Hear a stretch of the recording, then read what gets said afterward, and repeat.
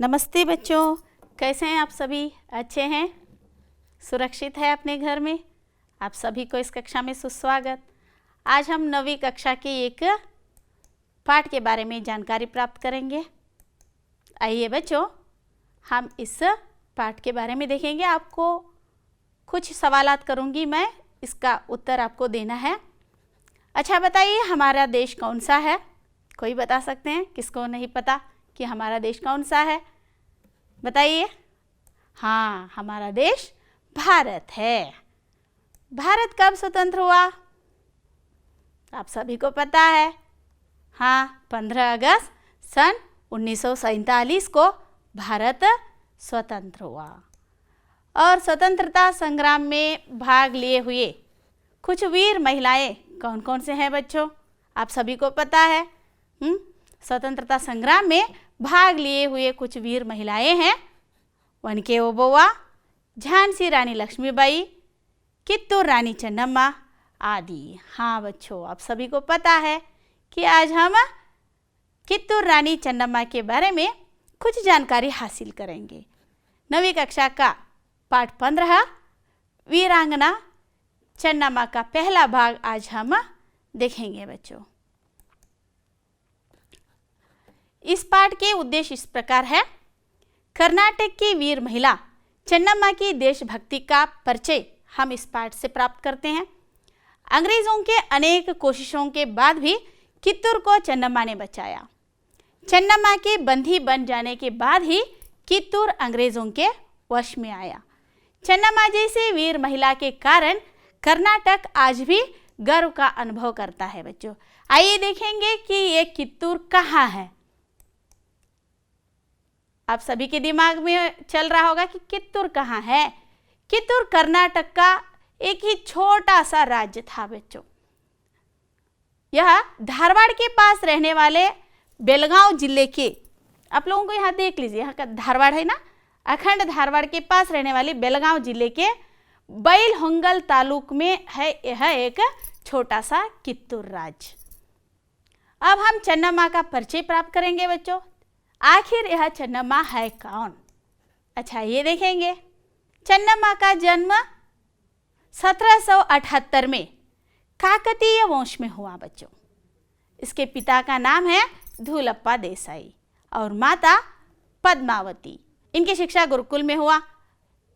इन्होंने अपने जंगम गुरु के सहायता से उर्दू, मराठी और संस्कृत आदि भाषाओं को इन्होंने सीखा। इनमें रहने वाली बहुत सारे युद्ध कलाएं हैं। घुड़सवारी, आखेट और शस्त्रास्त्रों का अभ्यास आदि युद्ध कलाओं का ज्ञाता थी यह हमारी चन्नम्मा। अब आइए हम एक कित्तूर की झलक देखेंगे। यह है कित्तूर की किला, कित्तूर फोर्ट। आज भी यह ऐसे ही पड़ा हुआ है बच्चों। यहाँ जो आप देख रहे हैं ना, ऐसे ही है हमारी कित्तूर की किला। अगर हम धारवाड़ से बेलगांव तक हम जाते हैं तो रोड पर ही हमें यह किला देखने को मिलती है। आइए हम एक आदर्श वाचन करेंगे। आप भी मेरे साथ पढ़िए, किताब ले लीजिए। कित्तूर भारत के कर्नाटक राज्य का एक छोटा सा राज्य है। कित्तूर कर्नाटक राज्य के बेलगावी जिले में है और यह उन दिनों व्यापारों का प्रसिद्ध केंद्र स्थान था। यहाँ देश विदेश से लोग हीरे जवाहरात खरीदने आते थे। इस समृद्ध राज्य का प्रजावत्सल राजा था मल्लसर्जा। अच्छा पढ़ लिया बच्चों मेरे साथ? और एक बार पढ़िए, मैं आपको इसके बारे में 2-3 प्रश्न पूछूंगी। पढ़ लिया? ठीक है बच्चों, ये है मल्लसर्जा। अच्छा बताइए, कित्तूर कर्नाटक की कौन से जिले में है? आप सभी को पता है, अभी अभी देखे हैं। कित्तूर कर्नाटक की बेलगावी जिले में है। सही है बच्चों। अब बताइए कौन बता सकते हैं? कित्तूर कर्नाटक राज्य के किसका प्रसिद्ध केंद्र स्थान था? आप सभी को पता है कित्तूर कर्नाटक राज्य के व्यापार का प्रसिद्ध केंद्र स्थान था बच्चों। Very good. अब कोई बता सकते हैं इस प्रश्न का उत्तर? बहुत ही आसान है। कित्तूर का प्रजावत्सल राजा कौन थे? हाँ, सब बता सकते हैं इस प्रश्न का उत्तर। देखिए, कित्तूर का प्रजावत्सल राजा है राजा मल्लसर्ज। कित्तूर का प्रजावत्सल राजा मल्लसर्ज था बच्चों। अब हम इस पाठ के कुछ शब्दार्थों के बारे में देखेंगे। देखिए, सत्ता, सत्ता यानी अधिकार। लोलुप, लोभी, लोभी यानी लालच, आशे बुरुक अंत। एकलौती, एकमात्र, ಒಬ್ಬಳೇ ಒಬ್ಬಳು ಅಂತ. ಆಖೇಟ್, ಆಖೇಟ್ यानी ಶಿಕಾರ್, ಶಿಕಾರ್ यानी ಬೇಟೆಯಾಡುವುದು. ಜವಾಹರಾತ್, रत्न. हौसला, हौसला यानी उत्साह, साहस. कोख, गर्भ. और गद्दी, सिंहासन. लिख लिया बच्चों सभी? हाँ, अब हम इस कित्तूर किले को देखेंगे। आज ऐसा शिथिलावस्था में पड़ा हुआ है बच्चों हमारे कित्तूर की किला। देख लीजिए, ये है कित्तूर की किला। अब हम देखेंगे कि राजा मल्लसर्ज के बारे में, कित्तूर रानी चन्नम्मा का विवाह के बारे में हम देखेंगे। इस कित्तूर राज्य का प्रजावत्सल राजा था मल्लसर्ज। इसकी दूसरी पत्नी थी चन्नम्मा। चन्नम्मा के माता पिता ने इस राजा के साथ अपनी एक लौती बेटी यानी सुंदर सी चन्नम्मा का विवाह राजा मल्लसर्ज से करवाई और इनकी कोख से जन्मा पुत्र शिवबसव राजा। ये जब पैदा हुआ तभी यह लड़का मर गया था। तो राजा मल्लसर्ज की पहली पत्नी थी रुद्रम्मा। पहले से इनका विवाह हुआ था, उनकी पहली पत्नी थी रुद्रम्मा। और इसकी कोख से एक पुत्र रत्न का जन्म हुआ था, उसका नाम है शिवलिंग रुद्रसर्ज।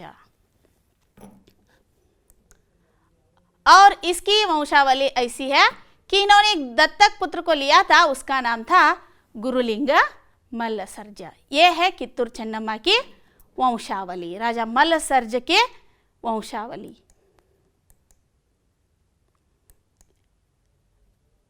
ये है राजा मल्लसर्ज और ये है हमारी रूपवती एकलौती बेटी चन्नम्मा और ये है उनका पुत्र शिवबसव राजा।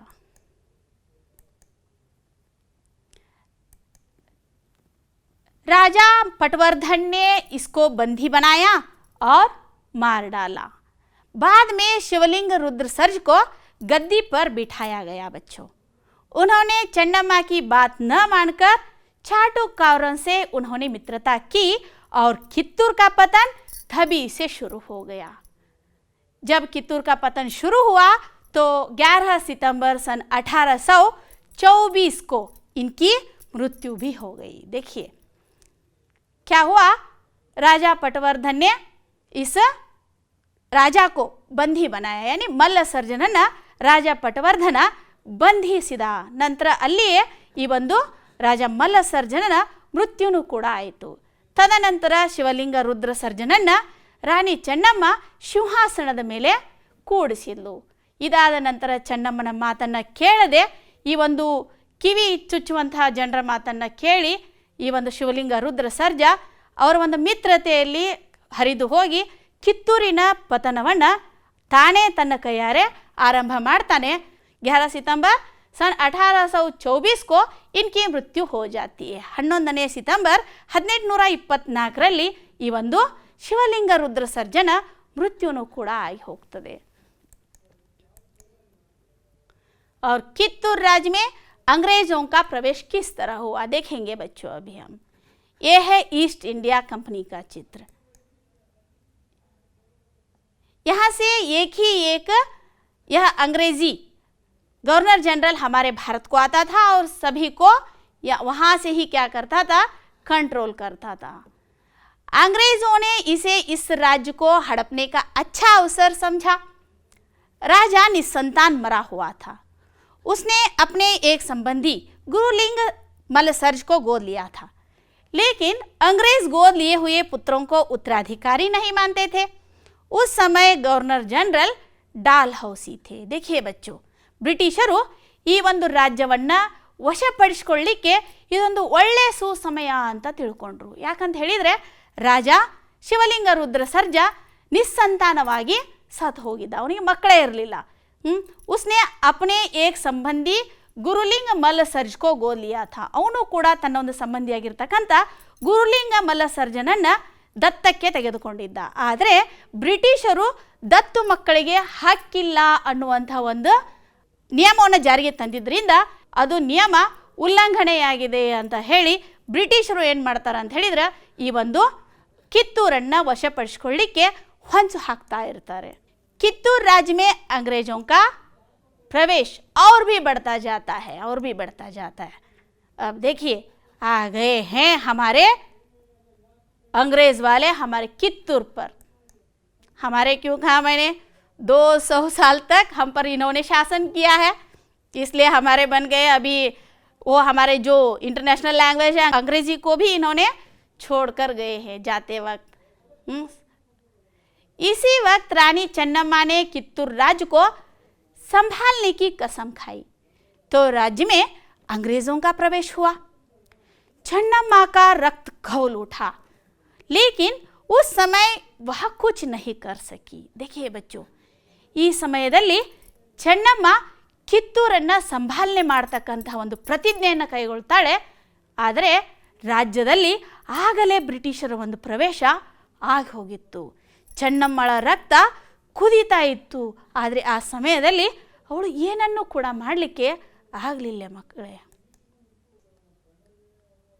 देखिए ये है हमारी चन्नम्मा.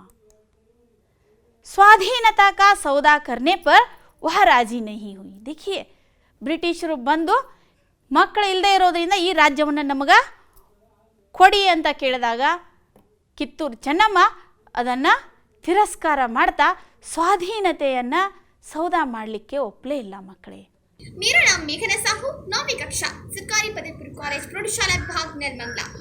आज हम दोनों के अध्ययन का कित्तूर रानी चन्नम्मा वीरंगा चन्नम्मा अध्याय का पात्र लेने जा रही हूँ और मेरा पात्र है कित्तूर रानी चन्नम्मा. मेरा नाम जैस्मिन साहू है, मैं 9वीं कक्षा में पढ़ती हूँ. मेरा अभिनय का पात्र है ब्रिटिश अधिकारी थकेला. 18वीं शताब्दी में सतालो लोग अंग्रेजों को नाको चने चबाने वाली सर्वप्रथम भारतीय वीरांगना चन्नम्मा थी. चन्नम्मा का जन्म काकतीय वंश ने सन 1778 में हुआ था. उनके पिता का नाम धुलप्पा देसाई और माता का नाम पद्मावती था. एक तो एकालवती, फिर रूपावती और स्वस्थ. चन्नम्मा शब्द का अर्थ ही है सुंदर महिला. उनकी शिक्षा दीक्षा राजकुल के अनुरूप ही हुई. घुड़सवारी, शस्त्रास्त्रों का अभ्यास, अखेट आदि युद्ध कलाएं उन्हें अपने वीर पिता से प्राप्त हुई. अपने जगन गुरु के मार्गदर्शन में उन्होंने उर्दू, मराठी और संस्कृत भाषाओं का अध्ययन किया. कर्नाटक राज्य के उत्तरी बेलगावी जिले में है. उन दिनों कित्तूर कर्नाटक राज्य के व्यापार का प्रसिद्ध केंद्र भी था. देश विदेश के व्यापारी वहाँ के बाजारों में हीरे जवाहरातें खरीदने के लिए आया करते थे. ऐसे समृद्ध राज्य के प्रचार स्थल राजा मल्लसर्ज थे. चन्नम्मा के माता पिता ने बड़े हौसले से उनका विवाह राजा मल्लसर्ज के साथ कर दिया. रानी चन्नम्मा कित्तूर के राजमहल में सुख से रहने लगी. उनकी कोख से एक पुत्र रत्न का जन्म हुआ, जिसका नाम था शिव बसराज. लेकिन बचपन में ही उसकी मृत्यु हुई. राज का मल्लसर्ज की पहली पत्नी थी रुद्रमा. पुना के पटवर्तन ने मल्लसर्ज को चालाकी से बंदी बना लिया. वहीं उनके मृत्यु हो गई. मल्लसर्ज की मृत्यु के बाद चन्नम्मा ने रुद्रमा के पुत्र शिवलिंग रुद्रसर्ज को गद्दी पर बिठाया. शिवलिंग रुद्रसर्ज ने चन्नम्मा की सलाह को हवा में उड़ाकर चाटुकारों से गहरी मित्रता कर ली, जिससे कित्तूर का पतन शुरू हुआ.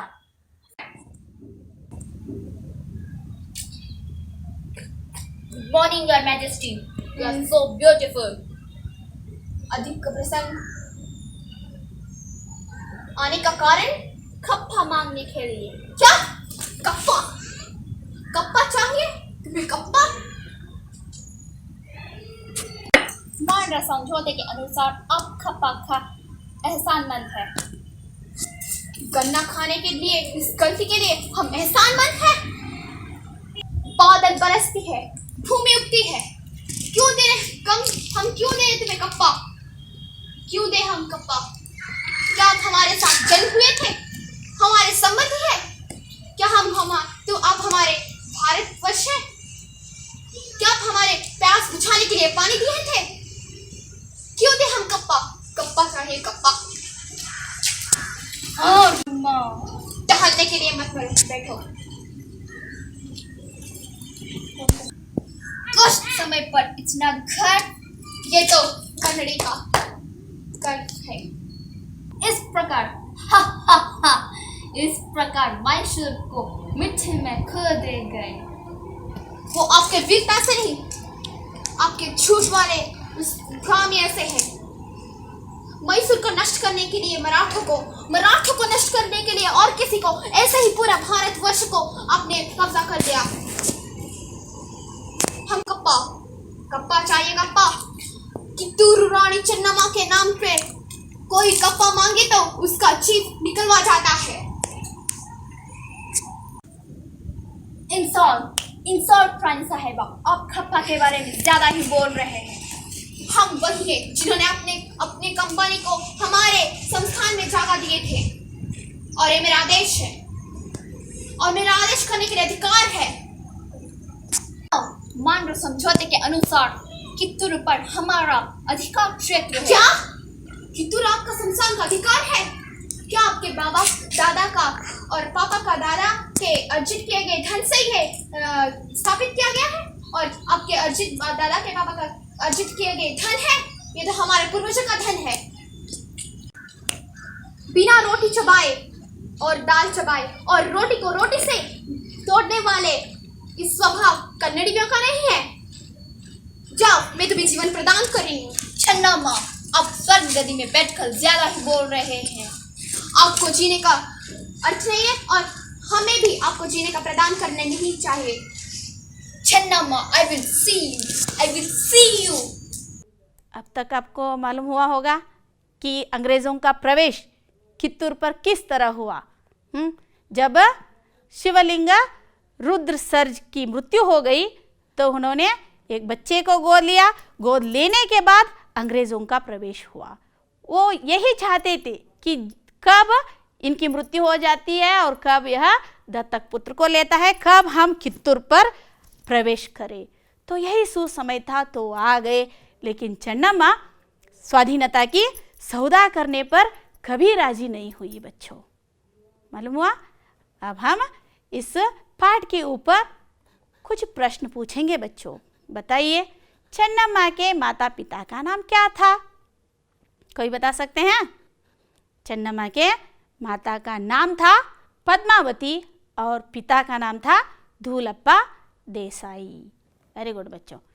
शिवलिंग रुद्रसर्ज ने किसको गोद लिया था? आप सभी को पता है। शिवलिंग रुद्रसर्ज ने गुरुलिंग रुद्रसर्ज को गोद लिया था। वेरी गुड बच्चों। शिवलिंग रुद्रसर्ज ने गुरुलिंग रुद्रसर्ज को गोद लिया था। अब 2-3 वाक्यों में उत्तर बताइए बच्चों। चन्नम्मा को उनके पिता से कौन सी कलाएं प्राप्त हुई थी? देखिए, किताब ले लीजिए और कलम ले लीजिए, इसको लिख लीजिए। चन्नम्मा को उनके पिता से घुड़सवारी, शस्त्रास्त्रों का अभ्यास, आखेट आदि युद्ध कलाएं प्राप्त हुई थी बच्चों। कित्तूर राज्य की समृद्धि के बारे में लिखिए। देखिए बच्चों, लिख लीजिए। उन दिनों कित्तूर कर्नाटक राज्य के व्यापार का प्रसिद्ध केंद्र था।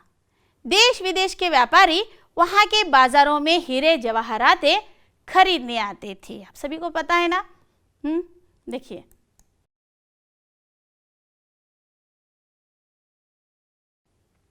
और इन शब्दों का विलोम रूप ढूंढकर आपको बताना है बच्चों। स्वस्थ, बताइए कौन बता सकता है स्वस्थ का विलोम रूप? वेरी गुड, अस्वस्थ। देशभक्त, कोई बता सकते हैं? किसको पता नहीं है ये शब्द? देशद्रोही, वेरी गुड। अब बताइए शत्रुता, मित्रता, वेरी गुड। लिख लीजिए सभी एक एक करके, देखते देखते लिखिए। देश, विदेश, जय, जय विजय या जय जय नहीं है, जय यानी पराजय। वीर, इसका विलोम रूप है कायर। हाँ बच्चों, आप सभी लिख लिया? आपको लिखने के लिए क्यों बोल रही हूँ? लिखते लिखते क्या होती है? भाषा की शुद्धता होती है बच्चों, लिखने की वेग भी बढ़ती है, इसलिए देखते देखते लिखना चाहिए। अंदर, बाहर, वेरी गुड बच्चों। अब यहाँ पर कुछ चित्र दिए गए हैं, उनको देखकर आपको लिंग बताना है। इसको देखिए, ये कौन है? ये है पिता और माता। और किसको पता नहीं है ये? राजा रानी, वेरी गुड बच्चों। अब इसको देखिए, पुत्री पुत्र। और ये यहाँ पर एक माता है, पिता है और आप जैसी एक छोटी सी लड़की है। ये कौन है? बाप और माँ।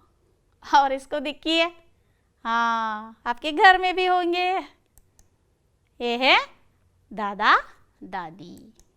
और इसको देखिए, ओ इसको कौन नहीं जानता? ये है शेरनी और शेर, वेरी गुड बच्चों। अब हम कुछ मुहावरों के बारे में देखेंगे। मुहावरा यानी कन्नड़ में इसको ನುಡಿಗಟ್ಟುಗಳು ಅಂತ ಕೂಡ ಕರೀತಾರೆ ಮಕ್ಕಳೇ। सामान्य अर्थ के बदले विशेष अर्थ देने वाले वाक्यांश को मुहावरे कहलाते हैं। देखिए, ಸಾಮಾನ್ಯ ಅರ್ಥದ ಹೊರತಾಗಿ ವಿಶೇಷ ಅರ್ಥವನ್ನ ಕೊಡ್ತಕ್ಕಂಥ ವಾಕ್ಯಾಂಶಗಳಿಗೆ ನಾವೇನಂತ ಕರಿತೀವಿ? ಮುಹಾವರೆ ಅಥವಾ ನುಡಿಗಟ್ಟುಗಳು ಅಂತ ಕೂಡ ಕರಿತೀವಿ। ಇವುಗಳನ್ನು ಆಡು ಭಾಷೆಯಲ್ಲಿ ಪ್ರತಿನಿತ್ಯ ನಾವು ಬಳಸ್ತಾನೆ ಇರ್ತೀವಿ ಮಕ್ಕಳೇ। ಕನ್ನಡದಲ್ಲಿ ಕೂಡ ಬಳಸ್ತೀವಿ, ಅದೇ ರೀತಿಯಾಗಿ ನಮ್ಮ ಹಿಂದಿಯಲ್ಲಿ ಕೂಡ ಈ ಮುಹಾವರೆಗಳನ್ನು ಆಡು ಭಾಷೆಯಲ್ಲಿ ಪ್ರತಿನಿತ್ಯ ನಾವು ಬಳಸ್ತಾನೆ ಇರ್ತೀವಿ। ಅವುಗಳನ್ನು ನಾವು ಸ್ವಲ್ಪ ಗಮನದಲ್ಲಿ ಇಟ್ಕೊಂಡ್ರೆ ಈ ಮುಹಾವರೆಗಳ ಬಗ್ಗೆ ಹೆಚ್ಚಿನದನ್ನು ನಾವು ಇಲ್ಲಿ ತಿಳ್ಕೋಬಹುದು। आप देख लीजिए, मैंने यहाँ पर कुछ मुहावरे और उसका अर्थ यहाँ पर दिए हैं। पहला है लोहा लेना। लोहा लेना का अर्थ है बदला लेना, सेडू ತೀರಿಸಿಕೊಳ್ಳು। इसको वाक्य में करेंगे बच्चों। लोहा लेना, इसको वाक्यों में करिए। कौन करता है? सुभाष चंद्र बोस ने स्वतंत्रता संग्राम को आगे बढ़ाने की लोहा ले ली थी। ठीक है बच्चों। नाको चने चबाना, बहुत ही हैरान करना। बहुत ही हैरान करना यानी ಬಹಳಷ್ಟು ಸತಾಯಿಸೋದು। ಚೆನ್ನಮ್ಮ अंग्रेजರನ್ನ ಬಹಳಷ್ಟು नाको चने चबा डाली। हमारे जो देशभक्त है और हमारे जो सैनिक है वो देशद्रोहियों को नाको चने चबाते हैं बच्चों। काम तमाम करना यानी खत्म करना, मार डालना। इसको वाक्यों में प्रयोग कीजिए बच्चों। किस तरह हो सकता है काम तमाम करना? हम अपने बुरे गुणों का काम तमाम करना चाहिए, कभी भी नहीं रखना चाहिए। प्राणों की बाजी लगाना। प्राणों की बाजी लगाना यानी जान पर खेलना, ಜೀವದ ಜೊತೆಗೆ ಆಟ ಆಡೋದು ಅಂತ ಹೇಳ್ತಾರೆ। देखिए, हमारे जो सैनिक होते हैं वो क्या करते हैं? सीमाओं पर अपने प्राणों की बाजी लगाकर क्या करते हैं? हमारे देश के प्रति वह युद्ध करते हैं बच्चों। और जीवन ज्योति बुझ जाना यानी देहांत होना या मर जाना। जीवन ज्योति, महात्मा गांधी जी की जीवन ज्योति बुझ गई और बहुत सारे ऐसे महान आत्माओं की जीवन ज्योति बुझ गई। इस तरह हम क्या कर सकते हैं? इन मुहावरों को अपने वाक्यों में हम प्रयोग कर सकते हैं बच्चों। ठीक है, जानकारी मिली आपको मुहावरों के बारे में? अब हम आगे देखेंगे। अनेक शब्दों के लिए एक शब्द आपको यहाँ पर बताना है बच्चों। ये बहुत ही आसान है। पदबंध जो आप समाचार पत्रों में देखते हैं रोज, वो कन्नड़ में होता है, लेकिन यह हिंदी में है। थोड़ा सा बदलाव है, देख लीजिए। बहुत ही आसान है, कोशिश कीजिए कि इसको एक शब्द बनाने की। हाँ देखिए, एक उदाहरण है। एक से ज़्यादा भाषाएं जानने वाले, इसको क्या कहते हैं? ಬಹುಭಾಷಿ। ಒಂದಕ್ಕಿಂತ ಹೆಚ್ಚು ಭಾಷೆಗಳನ್ನು ಬಲ್ಲವನಿಗೆ ನಾವೇನಂತ ಕರಿತೀವಿ? ಬಹುಭಾಷಿ ಅಂತ ಕರಿತೀವಿ। ऐसे ही यहाँ पर है, देखिए बच्चों, देश के प्रति द्रोह करने वाला, देश के प्रति द्रोह करने वाले को क्या कहते हैं? देशद्रोही, है कि नहीं? और देश के प्रति भक्ति रखने वालों को क्या कहते हैं? देशभक्त। वेरी गुड बच्चों। जो परिचित ना हो, अपरिचित। जो परिचित होते हैं उनको परिचित कहते हैं। सामान खरीदना एवं बेचना, ವಸ್ತುಗಳನ್ನು ಖರೀದಿ ಮಾಡೋದು ಮತ್ತು ಮಾರೋದಕ್ಕೆ ಏನಂತ ಕರಿತೀವಿ? ವ್ಯಾಪಾರ। देखिए, जिनका कोई संतान न हो, ಯಾರಿಗೆ ಮಕ್ಕಳು ಇರೋದಿಲ್ವೋ ಅವ್ರಿಗೆ ಏನಂತ ಕರಿತೀವಿ? निसंतान। और जो देश की सीमाओं की रक्षा करता है, ಯಾರು ದೇಶದ ಗಡಿಯನ್ನು ರಕ್ಷಣೆ ಮಾಡ್ತಾರೋ ಅವ್ರಿಗೆ ಏನಂತ ಕರಿತೀವಿ? सिपाही, योद्धा, सैनिक कहते हैं ना। हाँ वेरी गुड बच्चों। वैसे ही जिसका वर्णन किया जा सकता है वर्णनीय, जिसका वर्णन नहीं किया जा सकता अवर्णनीय। ऐसे बहुत सारे हम क्या कर सकते हैं? पदबंध रचाकर उसका एक शब्द बना सकते हैं बच्चों। ठीक इसी तरह आपको क्या करना है? ये अनेक शब्द के लिए एक शब्द बनाना है बच्चों। इससे क्या होती है? शब्द भंडार हमारी बढ़ती ही जाती है। हिंदी की शब्द भंडार भी बढ़ती है, उसके साथ साथ हमारी भाषा पर प्रभुत्व भी बढ़ती जाती है बच्चों। इसको रोज क्या करना है? आपको अभ्यास करना है घर में। पाठ की आखिरी अंत है गृह कार्य। आपको क्या करना है? घर में इस कार्य को करना है और बाद में अपने हिंदी अध्यापक या अध्यापिकाओं को दिखाना है। पुराने समय में युद्ध करने के लिए तलवार, भाले, तीर कमान आदि शस्त्रास्त्रों का उपयोग होता था। आप लोगों को पता है, ಹಳೆಯ ಕಾಲದಲ್ಲಿ, ಹಳೆಯ ಜಮಾನದಲ್ಲಿ ಯುದ್ಧ ಮಾಡಲಿಕ್ಕೆ ಏನು ಮಾಡ್ತಾ ಇದ್ರು? ತಲ್ವಾರ್ ಯಾನಿ ಖಡ್ಗ, ಭಾಲೆ, ಭಲ್ಲೆ, ತೀರ್ ಕಮಾನ್ ಬಿಲ್ಲು ಮತ್ತು ಬಾಣ ಮುಂತಾದ ಶಸ್ತ್ರಾಸ್ತ್ರಗಳನ್ನು उपयोग ಮಾಡ್ತಾ ಇದ್ರು ಮಕ್ಕಳೇ। अब आप 3 वाक्यों में लिखिए कि अगर आजकल युद्ध होता है तो किस प्रकार की चीज़ों का उपयोग होता है। ಇವತ್ತೇನಾದರೂ ಇಂದಿನ ಕಾಲದಲ್ಲಿ, ಈ ಕಲಿಯುಗದಲ್ಲಿ ಏನಾದರೂ ಯುದ್ಧ ನಡೆದರೆ ಮಕ್ಕಳೇ ಯಾವ್ಯಾವ ಶಸ್ತ್ರಾಸ್ತ್ರಗಳನ್ನು ನಾವು ಬಳಸ್ತೀವಿ, ಉಪಯೋಗಿಸ್ತೀವಿ ಅನ್ನೋದ್ರ ಬಗ್ಗೆ ನೀವೇನು ಮಾಡಬೇಕು? 3 ವಾಕ್ಯಗಳನ್ನು ಇಲ್ಲಿ ಬರೆದ್ಬಿಟ್ಟು ನಿಮ್ಮ ಹಿಂದಿ अध्यापक अध्यापकियರಿಗೆ तोरिसಬೇಕು मಕ್ಕಳೇ। यह है आपकी गृह कार्य। बहुत ही आसान है ना बच्चों? इस गृह कार्य को अपने अध्यापक अध्यापिकाओं को दिखाइए और मैं समझती हूँ कि अब तक आप मेरे सभी पाठ को सुने और समझे होंगे। अच्छा, मैं हूँ श्रीमती रेणुका य ಕೊಳ್ಳಿಯवर, सरकारी पदवी पूर्व कॉलेज प्रौढ़शाला विभाग, तालुक नेलमंगला, जिला बेंगलोर ग्रामांतर से आई हूँ और मैं करती हूँ सभी बच्चों से प्यार और बच्चे मुझसे करते हैं इजहार और मैं आप सभी को करती हूँ नमस्कार। धन्यवाद सभी।